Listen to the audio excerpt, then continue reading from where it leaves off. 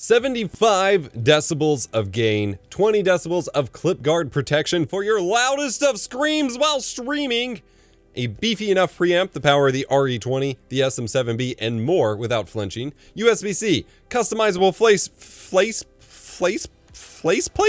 Customizable faceplates, virtual audio routing to separately manage game sound, voice chat, and so on, and it's under $200? The Wave XLR from Elgato is seriously impressive.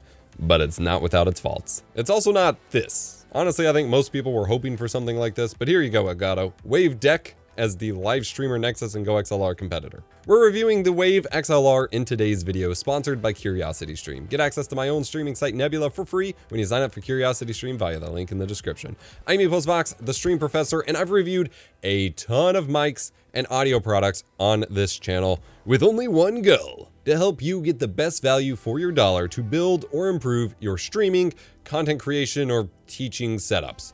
In case you missed it, on July 15th, which I guess was yesterday at the time this is being uploaded, Elgato announced a ton of new products and accessories, which I've been covering in depth, and you can find linked below for what has already gone live, and I have plenty more videos to help you master your stream and your tech, and covering more of these releases releasing soon. So hit the subscribe and notification icons so you can stay informed.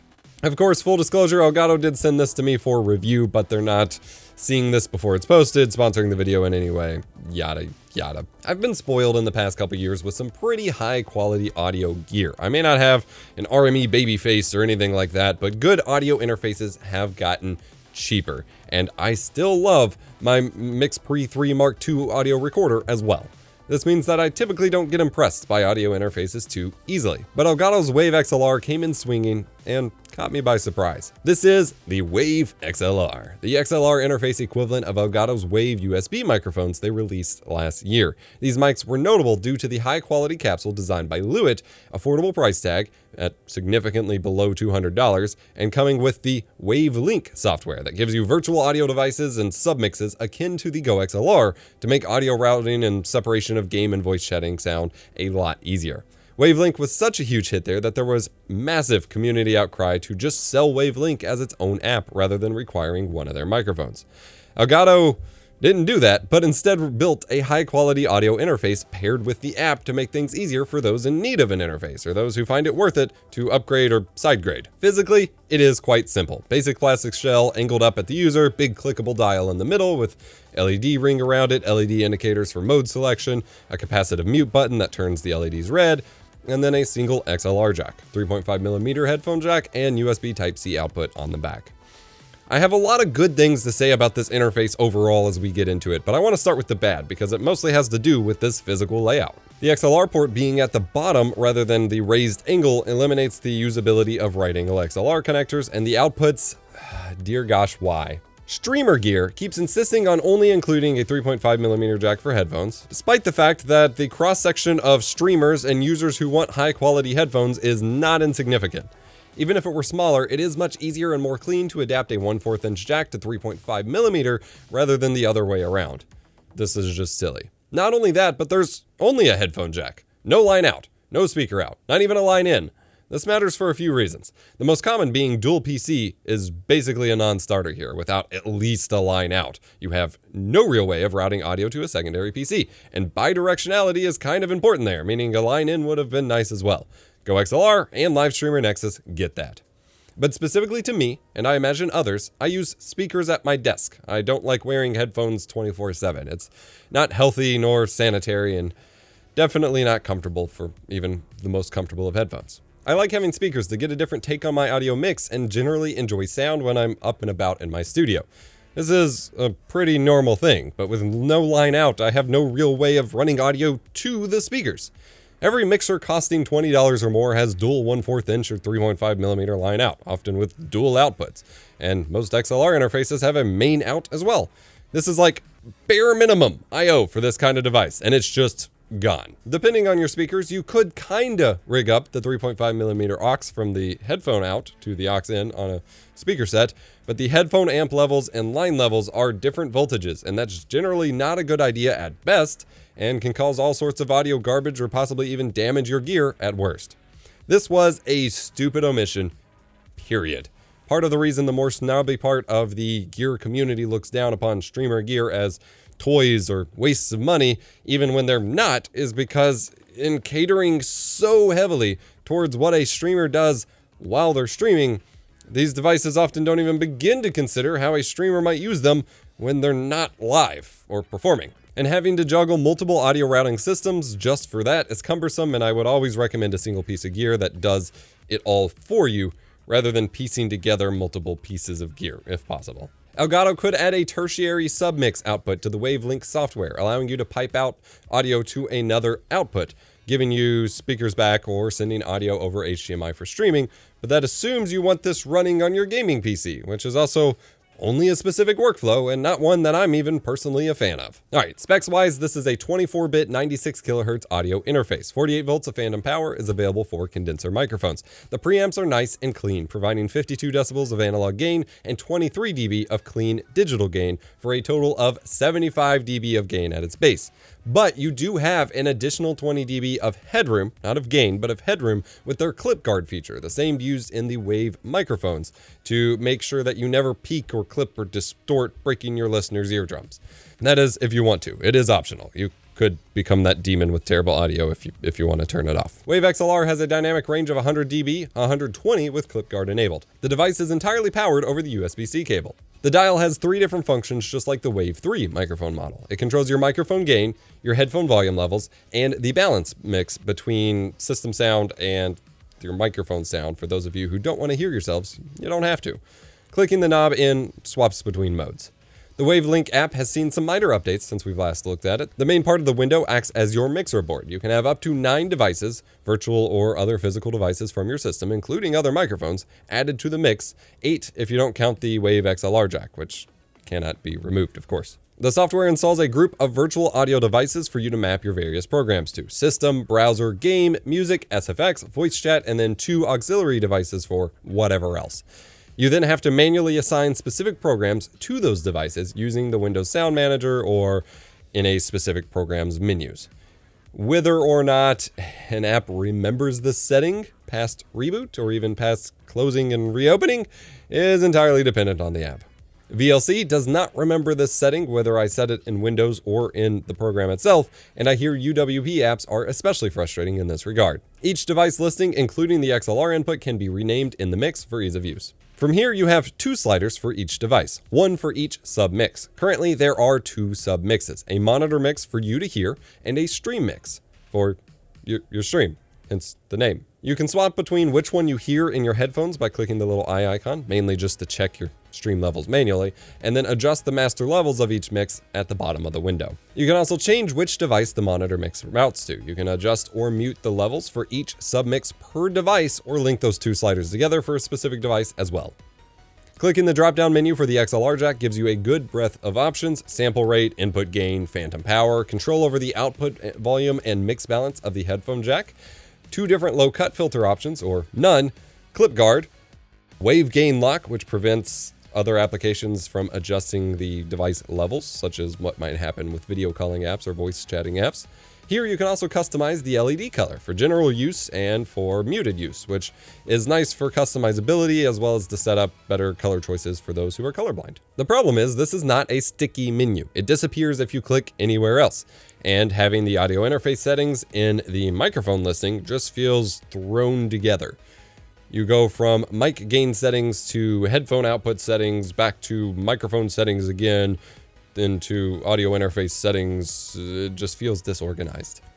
Headphone jack and color settings should probably be moved to the settings cog for the app. Makes the most sense to me. Also, these sliders are useless. They should always display the numeric value of where they're at, not just when you're dragging them, because then you have to adjust it to see where you're at. That's just a poor user experience. Lastly, I would have loved more options for the low-cut filter, but you can just add that in post anyway. Especially since there is no overall mic processing options here. I found this to be a glaring omission from the Wave microphones, and I feel like it's even more of an issue here. At minimum, they should let you add VST filters to the mic device within WaveLink if they don't want to build their own tools for EQ, compression, noise gate, etc. While you can add each of the individual audio devices to OBS and manage your mix there, the whole point of this part of the device is for you to manage your mix in the WaveLink software and take the final output to OBS or your streaming program. But if you do that, you can't add filters to just the microphone anymore.